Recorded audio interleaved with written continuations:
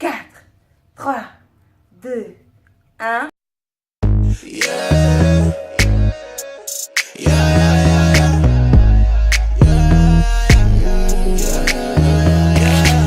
Bonjour tout le monde, bienvenue sur ma chaîne Gloire et Beauté. J'espère que vous allez bien, que vous avez passé une semaine richement bénie. Tout d'abord, j'ai vu qu'il y avait beaucoup de nouveaux abonnés. Merci à tous les nouveaux abonnés. Franchement, ouais. Franchement, de 1, j'ai été taguée sur Chrétien Lifestyle. Et dès que j'étais taguée sur Chrétien Lifestyle, j'ai de nouveaux abonnés. Donc déjà, merci à Chrétien Lifestyle et merci à tous les nouveaux abonnés. Et encore une fois, comme tu es nouveau sur ma chaîne, pour te dire tout simplement que cette chaîne est pour la gloire de Dieu et non pour ma gloire ou quoi que ce soit, d'accord? C'est vraiment pour la gloire de Dieu. Et je te remercie d'avoir cliqué sur la vidéo, c'est que tu es intéressé. J'espère que tu vas regarder jusqu'à la fin. Je pense que ça va être un peu long, donc franchement, mets-toi bien, prends des trucs à manger, à boire, cale-toi, tu vois. Et voilà, donc aujourd'hui, il y a Bénédicte Gaspard. Coucou. Vous l'avez déjà vu sur une de mes vidéos où je disais qu'on allait commencer à chanter. T'inquiète pas, ça va arriver. T'inquiète même pas, ça va arriver. Et aujourd'hui, en fait, on a décidé de... Enfin, on a décidé. On va être deux à partager sur la Bible aujourd'hui.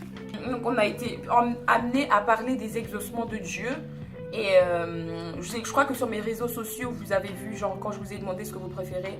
Mais finalement, je crois qu'on va faire les deux un peu parce que ça se complète vraiment. Donc, on va commencer par les exaucements de Dieu. Et cette vidéo est pour tout le monde, que tu sois chrétien, musulman, pas chrétien. Ici, c'est la famille. On s'aime tous. Et voilà. Donc, Gaspard, Bénédicte va commencer. Voilà, j'espère que vous allez tous bien. En tout cas, je suis contente d'être là. Amen. C'est pour la gloire du Seigneur qu'on fait tout ça. Vraiment, c'est par la grâce du Seigneur qu'on est là. Amen. Alléluia. Ce message, il est pour tout le monde. Il n'y a pas de particularité précise. On s'adresse à tout le monde, au peuple de Dieu. Que tu sois musulman, comme ma soeur a dit, témoin de Jéhovah, protestant, catholique, ce message, il est pour tous. En tout cas, c'est un message que Dieu nous a mis à cœur. Et c'est des choses que nous, on a vécues et qu'on aimerait partager avec vous, au fait. Donc, comme Océane l'a dit, là, on est sur les exaucements de Dieu. Et le deuxième sujet, c'était la saison du célibat. Voilà. Et par rapport aux exaucements de Dieu, il y a exaucement de Dieu. Et oser demander. Donc, exaucement de Dieu, à l'intérieur, on a englobé oser demander. Oser demander à Dieu, c'est bien d'oser demander, mais c'est aussi bien, quand tu demandes et que Dieu te répond, que tu puisses obéir. Amen. Quand tu demandes, tu as une réponse. Matthieu 7,7. Et le fait de oser demander, tu vois les résultats. Pas nécessairement, mais il y a de ceux qui voient des résultats. Et quand tu obéis, tu es heureux. Amen. Et j'aimerais vraiment... ce message, c'est vraiment, au fait, une façon aussi de mettre notre foi à l'épreuve, au fait. Parce que dans Marc 11, 24, il est écrit, c'est pourquoi je vous dis, tout ce que vous demanderez en priant, croyez que vous l'avez reçu. Amen. Et vous le verrez s'accomplir. Mais déjà, quand tu crois, tu déclares en fait des bonnes choses par la parole. Et la parole a une puissance. Amen. Et tout ce qu'on déclare au nom de Jésus se réalise. Dans tout ce que l'on fait. Déjà, l'effet d'avoir la foi, ça te pousse à être courageux. Ça te pousse à, même quand tu fais quelque chose et que ça ne marche pas pour la première fois, à reprendre. En fait, en gros, là, on veut essayer de passer le message que Dieu a mis dans nos cœurs pour qu'on partage entre frères et sœurs au peuple de Dieu. En fait, ce qu'on veut, vraiment que, Seigneur, donne-moi être, laisse vraiment, Seigneur, nous sommes là pour t'écouter, Seigneur. C'est aussi un message qui nous interpelle à nous-mêmes, Seigneur. Nous voulons être vrais, Seigneur. Nous sommes là pour ta gloire. Que tout ce qui n'est pas de toi ne puisse pas prendre la place dans nos paroles. Amen. Vraiment, on veut être bref, mais que ce message soit particulièrement comme tu l'as mis dans nos cœurs. Amen. On ne veut rien rajouter, on ne veut rien enlever. Amen. Vraiment que ton message soit précis et carré. Amen. Vraiment, en gros, là, Dieu a besoin qu'on mette notre foi à l'épreuve. Mais on vient en fait... nous réveiller tous pour dire arrêtez de dormir. Amen. Arrêtons de dormir. Réveillons-nous parce que Dieu a besoin qu'on puisse oser demander. Il y a des choses qui sont déjà là pour toi, mais Dieu attend tout simplement que tu te lèves et que tu dises, c'est le moment. Amen. Maintenant, c'est le moment que ça arrive. Je veux un boulot, ce travail a trop traîné. Seigneur, en ton nom, Jésus-Christ, je vais déposer mon CV et je vais travailler dans cette entreprise. Amen. Je vais étudier dans cette école-là, même si les finances sont difficiles. Seigneur, je sais que tu vas ouvrir les portes. Amen. Seigneur, je veux telle chose. Seigneur, je veux telle chose. Mais ces choses sont déjà là. Sur la croix, Jésus a tout accompli. Amen. Mais qu'est-ce que tu fais pour avoir les promesses de Dieu? Comment tu fonctionnes? Tu te bases sur quoi? C'est dans la parole qu'il y a tout. Si tu ne lis pas, tu peux être là, mais sans te baser sur la parole de Dieu. C'est compliqué. Le secret, le plus grand secret de la vie, c'est la parole de Dieu. Amen. C'est la parole de Dieu. En lisant la parole de Dieu, Dieu nous éclaire. Tu n'as pas besoin d'être un télo pour lire la parole de Dieu. Amen. Tu n'as pas besoin d'avoir 5 diplômes pour lire la parole de Dieu. Peu importe ta religion, peu importe la situation dans laquelle tu te trouves, tu as tout simplement besoin d'ouvrir cette Bible, la sainte Bible de Dieu, afin qu'il te parle. Amen. Déjà, moi, ce que je veux dire par rapport aux exaucements de Dieu, c'est qu'il faut savoir aussi l'origine, en fait, de l'objet de tes prières, tu vois. Il faut vraiment connaître l'origine de l'objet de tes prières. Est-ce que c'est parce que tu es égoïste que tu vas commencer à prier? Ah non, je ne veux pas que cette sœur-là ait ça, moi je veux avoir ça. Est-ce que tu veux prier en étant égoïste, en faisant les choses? Tu sais pertinemment que ce n'est pas une prière que Dieu peut exaucer, mais tu la sors quand même parce que tu es égoïste ou parce que tu veux faire les choses selon toi. Donc il faut vraiment en fait que l'objet de tes prières plaise à Dieu. Et que ce soit quelque chose que, comme dit Bénédicte, que tu peux trouver dans la Bible, en fait. Parce que dans la Bible, il y a tout. Ensuite, tu vas commencer à prier. Et comme il y a une des vidéos que j'avais faite sur comment prier, c'est la méthode AIDS, je crois. Je vais vous la mettre en information pour que tu puisses, en fait, si tu n'es pas chrétien et que tu ne sais pas comment prier, ou même si tu es chrétien mais que tu as du mal, c'est une méthode parmi tant d'autres. Et c'est même pas que je peux dire que c'est une méthode, c'est pas quelque chose de figé, mais c'est quelque chose qui peut t'aider à prier. Donc voilà, tu pries et n'oublie pas, frère, sœur, toi qui regardes cette vidéo, que prier c'est tout simplement t'adresser à ton Père. Que prier c'est tout simplement parler comme je te parle là, tu parles comme je peux parler à Bénédicte, comme je peux parler à n'importe qui. C'est parler, ne pense pas que c'est quelque chose d'extraordinaire, comme s'il fallait, non. C'est tout simplement que tu parles à cœur ouvert et il faut être totalement sincère, d'accord? Ensuite, tu sais, pendant que tu pries, il peut se passer que ce que tu veux mettre du temps à arriver. Yes. Et il y a un temps entre quand tu prononces et même quand tu déclares, parce que, oh Seigneur, tu as dit dans ta parole que ce qui est déclaré sur la terre est déclaré dans les cieux. Au nom de Jésus, je déclare que j'aurai, tout à l'heure on va parler du mariage par exemple, j'aurai le mari. Ok, tu pries que tu déclares que tu vas avoir le mari. Mais si ça se trouve, tu déclares quelque chose qui va arriver dans 5 ans. Mais entre maintenant, tu as déclaré la parole et les 5 ans. Comment est-ce que tu te comportes? Tu vois? C'est ça en fait qui est important. Et pour ça, il faut persévérer dans la prière. Comme il est dit dans 1 Thessaloniciens 5,17, c'est prier sans cesse. Et dans 1 Thessaloniciens 5,19, il est écrit... il ne faut pas éteindre l'esprit. Parce qu'en fait, pendant qu'il y a cette période de ballottement un peu, tu peux te dire, ah c'est bon, Jésus m'a oublié, je ne sais plus comment faire, etc. Et tu vas te dire, ah non, allez, tu vas commencer à te décourager et tu vas commencer à éteindre l'esprit. Sauf qu'il ne faut pas éteindre l'esprit, il faut prier sans cesse, d'accord?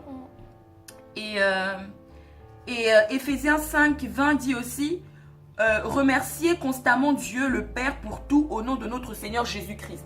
Donc, si tu pries pour quelque chose, mais Dieu sait que cette chose-là n'est pas bonne pour toi, d'accord? Et qu'il ne te donne pas ce que ton cœur désire. En fait, comme disait Bénédicte tout à l'heure, un échec, ce n'est pas... En fait, la vie, là, il n'y a pas d'échec. Tu apprends, en fait, de tout. Tu apprends de tout. Et si tu te rends compte que ce que tu veux, ou ce que tu voulais, Dieu ne t'a pas donné, remercie le Seigneur. Remercie le Seigneur parce que tu ne sais pas si tu sais même pas si peut-être que Dieu t'a préservé de quelque chose. Peut-être qu'il a préservé ton pied de quelque chose. Mais si tu n'as pas... si ta foi n'est pas inébranlable pour dire que, ouais, voilà, je sais que, voilà, que ça va... comment dire ça? Que je sais que Dieu est souverain, que ça va aller, etc. Et tu peux éteindre l'esprit. Et donc vraiment le but, c'est de vraiment pas éteindre l'esprit, d'accord?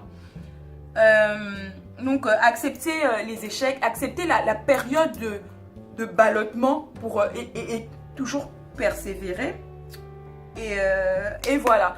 Et donc personnellement, moi j'ai un témoignage, donc comme disait Bénédicte par rapport à ça. C'est-à-dire que moi en fait là, je devais chercher un stage pour valider mon diplôme. Je suis censée faire un stage de 6 mois pour valider mon diplôme. Donc j'ai commencé les recherches en novembre, etc. J'ai directement commencé, j'ai des entretiens, etc. Sauf que ça ne menait à rien et tout et tout. Mais j'ai persévéré dans la prière. Et ce qui est important, c'est que j'avais la paix dans le cœur. Parce que Jésus, comme a dit Bénédicte, Jésus a dit à la croix, tout est accompli. Ça veut dire que pour mon stage, Jésus a tout accompli. Ça veut dire que toi, pour ta situation que tu es en train de passer, Jésus a tout accompli. Tu vois, ça peut être difficile à vivre, mais dis-toi que Jésus a tout accompli. Et que s'il y a un nom que tu peux appeler, en fait, pour t'aider à vivre cette situation, il n'y a que le nom de Jésus. Et véritablement, c'est ce que j'ai fait. J'ai dit, franchement, Dieu, Jésus, je mets ce stage entre tes mains, etc. Que tu guides toutes choses, en fait. Et Dieu a pourvu, en fait. Dieu a pourvu au stage. Et je me rappelle que c'était un jeudi. J'ai dit à des frères et sœurs en Christ que, de toute façon, je m'inquiète pas parce que Jésus a dit à la croix, tout est accompli. Et le lendemain, à 10h, j'ai reçu un mail, mademoiselle, vous êtes acceptée, etc. pour le stage. Donc, tu vois que, en fait, quand Dieu, en fait, voit que pendant ta période de ballottement, là, que tu persévères dans la prière, il te récompense. Tu vois? Il te récompense. Donc, vraiment, c'est un témoignage. Et même après ça, après que j'ai remercié le Seigneur avec des actions de grâce, que j'ai proclamé, que j'ai dit merci Seigneur, que j'ai déjà averti tout le monde, l'école refuse de me signer ma convention. Je dis quoi? Comment ça? J'ai dit, mais Seigneur, j'ai déjà fait l'action de grâce, je t'ai remercié. J'ai fait ceci, cela, tu m'as déjà donné, j'ai déclaré, et puis l'école refuse. En fait, c'est que, après, Dieu peut te tester. Ok, je t'ai fait ça, je t'ai donné, mais est-ce que tu peux croire que même si ça et ça arrive, est-ce que tu continues encore à me faire confiance, tu vois? Et malgré ça, j'ai encore dit, Seigneur, c'est vrai, c'est difficile, mais je te laisse. Et l'école a signé. Bref, pour te dire en fait que, c'est bon, comment dire ça? Continue de persévérer dans la prière. C'est vraiment ça. La clé. Pardon. Donc voilà, c'est vraiment ça par rapport aux exaucements de Dieu. Et ce qui est important, c'est que quand Dieu t'exauce, ne garde pas ça pour toi. Parce qu'il y a un frère qui appelle ça l'obésité spirituelle. Quand tu commences à garder en fait tout ce que Dieu fait pour toi, ou toutes les révélations que tu as de la Bible, ou tout ce que tu as en fait, tu les gardes pour toi, mais tu n'en fais pas profiter ton frère ou ta soeur qui a peut-être besoin d'un encouragement ou des trucs comme ça, tu vois. Et donc, quand Dieu te fait quelque chose pour toi, témoigne autour de toi. Et tu ne sais pas, peut-être que ton témoignage va édifier quelqu'un, va donner de la force. Et peut-être même qu'à travers ton témoignage, Dieu peut agir dans la vie de la personne là, et puis allez bam, une graine est plantée et Jésus arrose et les fruits. Et ouais. C'est pas pour rien qu'on est là ensemble. Généralement, elle le fait seule. Mais là, vraiment, ce soir, c'est ce matin, ce soir, ça dépend de quand est-ce que la personne va regarder. Vraiment, en ce moment, c'est Dieu qui te parle. Amen. Au-delà de tout ce que l'on est en train de dire, au fait, on est en train de passer un autre message qui dit Jésus t'aime. Amen. Et il a besoin tout simplement que tu laisses qu'il prenne la place. Et que la prière, au fait, c'est la clé pour toute chose. Il y a une puissance dans le nom de Jésus.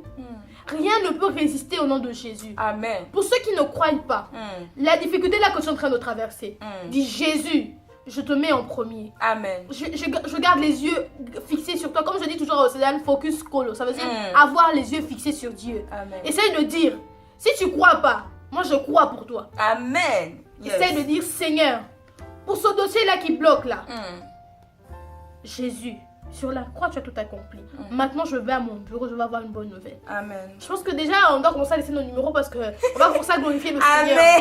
Amen. Amen. Jésus nous aime, franchement Jésus nous aime vraiment abondamment. Véritablement, il y a un truc que je voulais dire vite fait, c'est que c'est important de croire avant de voir en fait, tu vois.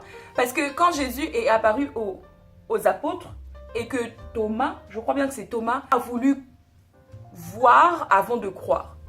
Et donc il a fallu que Jésus apparaisse, qu'il lui montre les paumes percées, le côté percé, pour que Thomas puisse toucher et dire « Ah, là j'ai vu, j'ai touché, maintenant je peux croire. » Sauf que Dieu dit dans Jean 20, 29.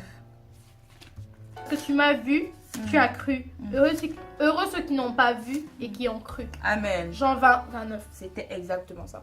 Donc voilà, c'était pour te dire qu'il faut croire, d'accord? Croire. Et c'est ça qui va un peu... Qui va alimenter même en fait ton feu pour prier. Parce que tu crois. Ah oui, je crois que ça va arriver. Seigneur, je prie, tu vois, ça va. Je pense que vraiment, vraiment là, Dieu veut que tous, qu'on aspire à croire. Pas croire pour dire, mais croire réellement.